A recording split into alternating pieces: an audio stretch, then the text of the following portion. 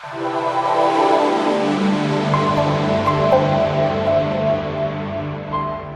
3-week period is unique in the sense that the Avelus that we are observing is an Avelus Yeshana.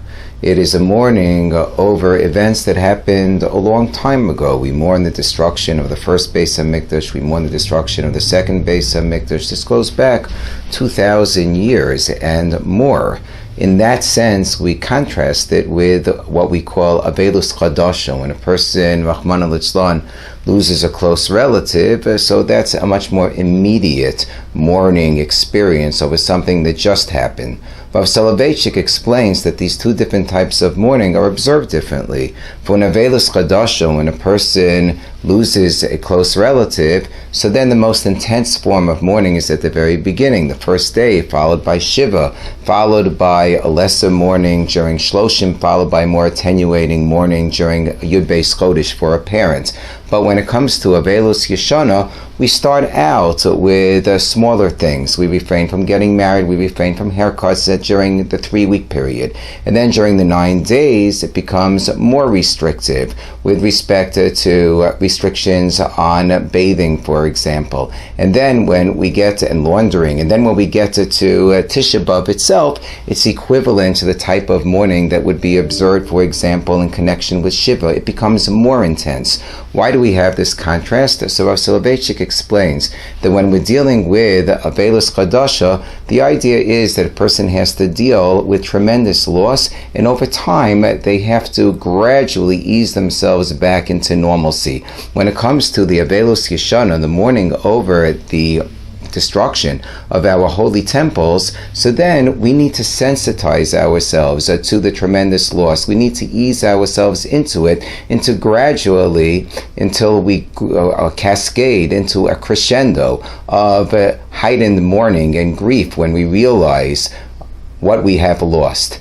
And that's why the Alshich explains that the Kina, the elegy that we recite on Tisha B'Av, Zechor Hashem Meha Yolanu, based on what we recite in Megillas Eicha, when we speak about the terrible devastation that we suffered, we're not just speaking about the devastation, but it's Zechor Hashem Meha Yolanu. We're trying to remember what it is at the high level of grandeur that we had once experienced. We're trying to get back to that point in time in which we could remember, by virtue of accessing the grief over what we lost, what it is that we once had. Because the ultimate aspiration, when we speak about Avelus Yeshana, is being able to reach the point of Nechama, the point of consolation. That's why Tisha B'Av is immediately followed by Shabbos and Nachamu. Why is it that we almost know and predict that we're going to have Nechama? The Sfas Emes explains that the Gemara in Tainis tells us, Kol hamisa'abel al Yerushalayim zoche v'roeh b'simchasa.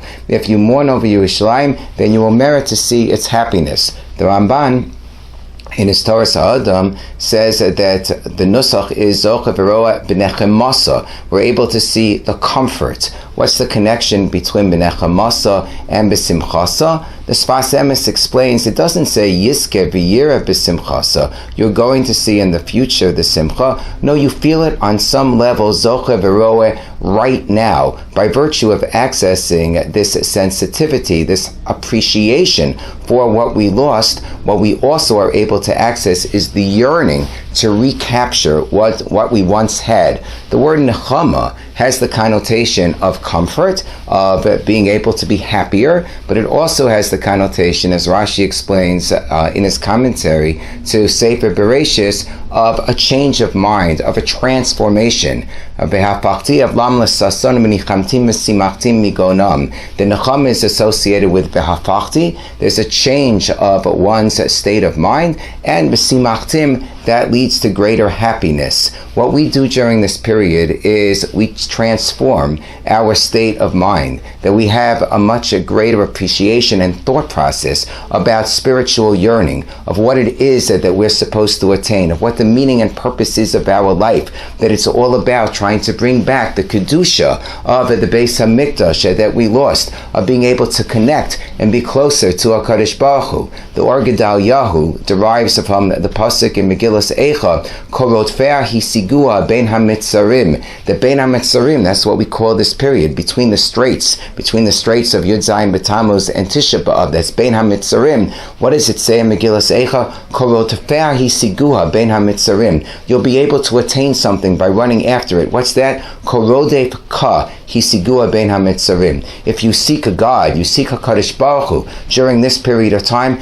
you'll be able to access that mindset so that we will be on a level again that we will be zoche v'roa b'simchasa. We'll be able to place our priorities in the right order, that we will have greater meaning and purpose in our lives, that we will devote ourselves more to Torah, to Yiras Shamayim, to mitzvos, that this will become the focal point of our lives, giving us much greater simcha and enabling us to bring about the ultimate redemption. May we be successful this year.